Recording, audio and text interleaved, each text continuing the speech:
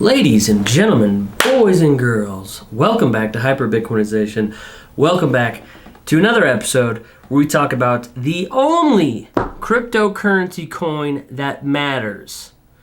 That might hurt people. And I'll get all kinds of the arguments in the comments about how I'm wrong. But guess what?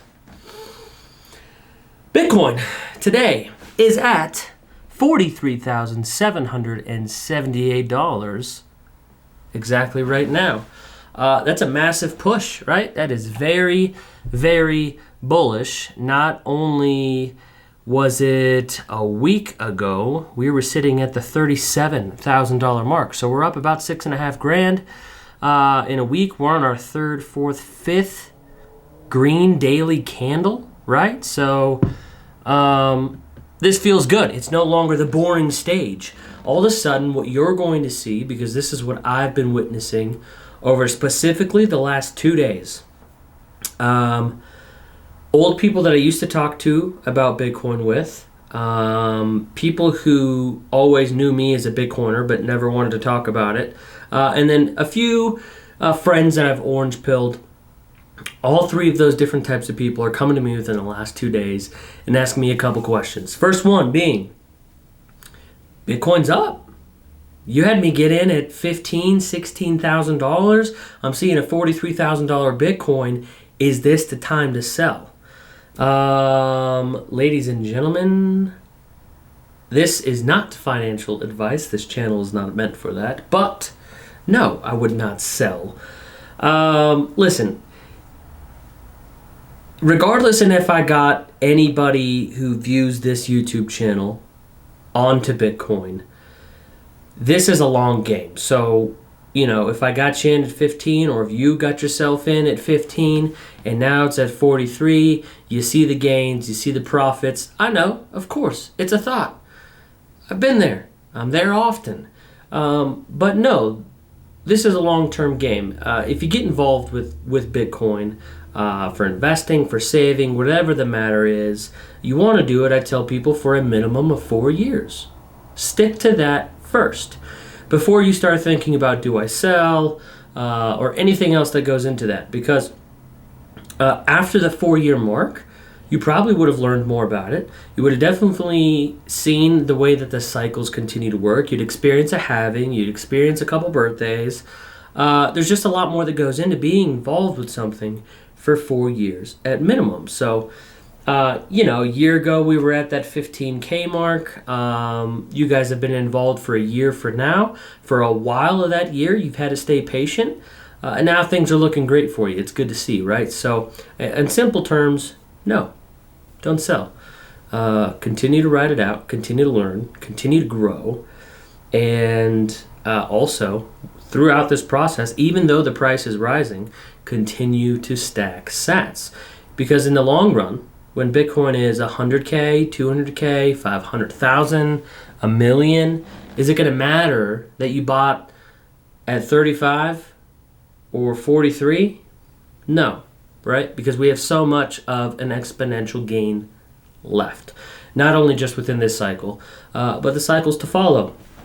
Now, I did forget to let you guys know, I had already gone to the gym this morning. I've done everything that I've needed to do for up my day to be, why am I blanking on the word right now? But, get all my stuff done. So yes, I am having a cocktail. If you guys can join me on that, please do, as this is a cheers to success for Bitcoin's growth over the past few months and most definitely the year. And what you'll notice is that Bitcoin has most definitely grown a lot. And I'm not just talking about the price, but we fished out the bad individuals. We got rid of exchanges that didn't matter, exchanges that weren't helpful. We're kind of rebuilding this process, right? Just like we do every 4 years. And it's a great thing to see. Now, the next question, and I kind of answer that too just a little bit, is should I continue to buy more? And yes, there's not been a week since 2017 is when I started going really hard into Bitcoin. that I have not purchased Bitcoin. I didn't care what the price was. I didn't care if it was at 1,000, 20,000, 70,000, or even now at 43. Every single week, I buy some Bitcoin.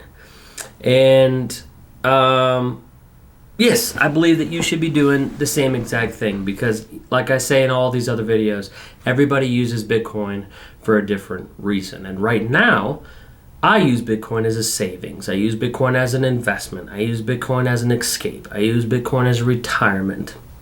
I use Bitcoin for my family's wealth and value that they'll be able to hold and play with in generations from now. So for me, it's the most important thing of my week, of my days, to study this, buy more of it, and figure out how I can get this Bitcoin, this helpful technology, to more people around the world. And that's something that I've talked to you about in the past too. If you're in America, you got a debit card, a credit card. These things work, right? These things work. Except,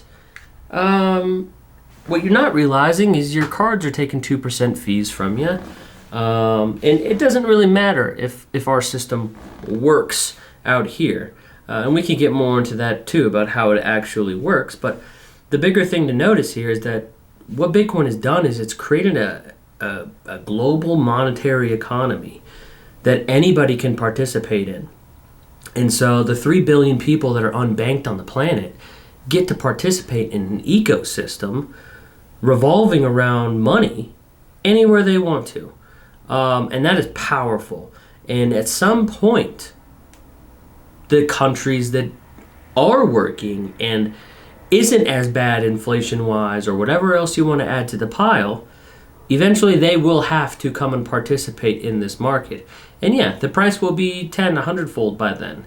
They'll be late to the party, right? And so the analogy that I give is you don't want to wait till you're fat and unhealthy to start going to the gym and eating healthy and doing the things that you need to be doing. The goal is to do that very early on to prevent any of that from happening, right? So even if you're in America or any other place where it's not that bad and your stuff works, doesn't mean you should not be preparing for 40 years from now, 50 years from now. Because likeliness, and I don't, but likeliness is that you have kids or will have kids and have grandkids. And right, why do we go to work every day? Why do we do the things that we don't want to do every day? Is because we want to protect our family. We want to be able to provide for our family. This will be the best way that you can provide for your family, your friends, anybody you care about over the long-term duration. So, that's awesome. 33,819 now. So Bitcoin is on this frenzy. It's seeming to kind of slow down every now and again, creating these sort of small bull flags. Look, we had a pretty good pump to 43 from 35-ish. Do I expect us to come back down? I think we could come back down. That wouldn't be out of the picture by any means. We could come back, touch 38.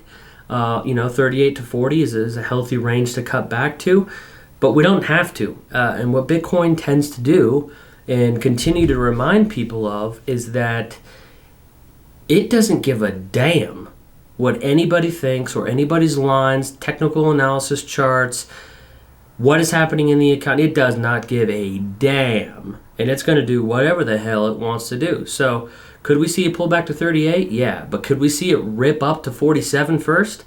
Absolutely. So, it's kind of unpredictable right now. The people that have texted me and called me have thought about putting in a big sum of money.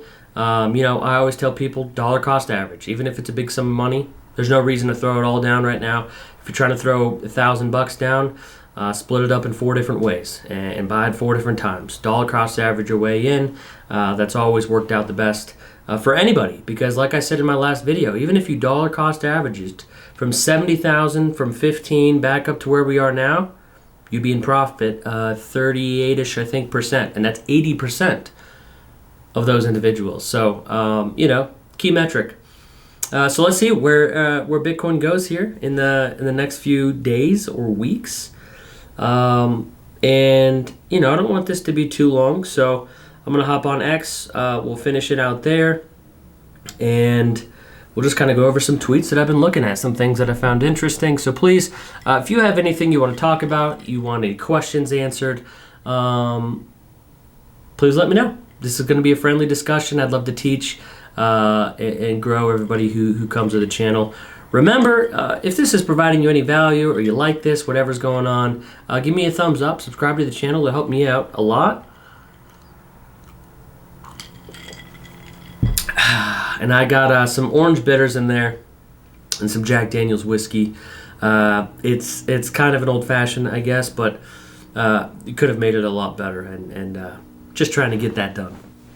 So one big thing here to always remember in situations like this, when we're going up before the parabolic stage, when we get to the parabolic stage, if you're gonna orange pill people, always make sure that they're storing their crypto, their Bitcoin, correctly. Not your keys, not your coins, all right? So please get yourself some sort of cold storage device, right? I use a couple different. There's a Ledger. Cold Card is a little bit more advanced if you've been here for a while. But please try to stay away from hot wallets unless you're trading and sending money back and forth pretty consistently. You want to protect your wealth. You want to have a cold storage. And more important is when you get your cold storage is how you're securing those passphrases, all right? Making sure that you're writing it in something that you can read. You're not going to lose it. I have mine stamped in steel for house fire purposes, stuff like that. Not your keys, not your coins. It happens every cycle. Don't let it be one of you guys. Yeah, are people paying attention yet? I think people are probably paying attention right now. And I've only gotten a few phone calls and texts, but over the next year and a half, as this cycle plays out, you're going to continue for people to call you. And it's going to be very eye-opening as we get closer to the top of this market too, because the people that you least expect to contact you and ask you about Bitcoin will be. So be looking out for that. There's a really cool Anthony Pompliano video that he was on CNBC. If you got some time, go check it out. It's interesting because now, there's so much discussion about Bitcoin where they bring Pomp on for the show to explain some things. And then all of the hosts are kind of fighting back and forth with each other, arguing, having discussion, not even let Pomp talk because they're so fired up about what's going on. So, everybody's going to have an opinion here. Give your 2 cents when you can. Educate people when you can. But just remember also, a lot of people still don't understand what's going on, don't understand what Bitcoin is, how it can help them, what it does, all that stuff. So the more you sell people and teach them about all of the benefits and what it can do, that's when they'll come around to actually knowing that they need it.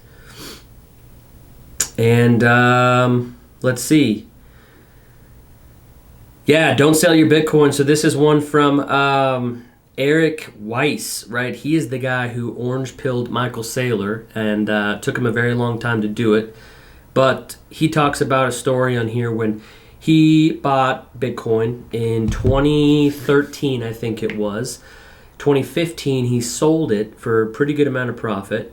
And he got back in 2016 and 17 into the market. And still to this day, he is trying to fight to get back to that amount of Bitcoin that he had back then. And he's still really far from achieving that. So the moral of the story was for him, don't sell it. It's going to be very hard to get back in the future. So, hey guys, I just wanted to come on here and have a quick chat with you. Let you know cheers about Bitcoin. Please let me know any questions, anything like that. Maybe topics you want me to talk about in the future. Appreciate you guys coming to the channel to check out the content. Help me out with a like and subscribe. Hopefully everybody has a great day, a great week.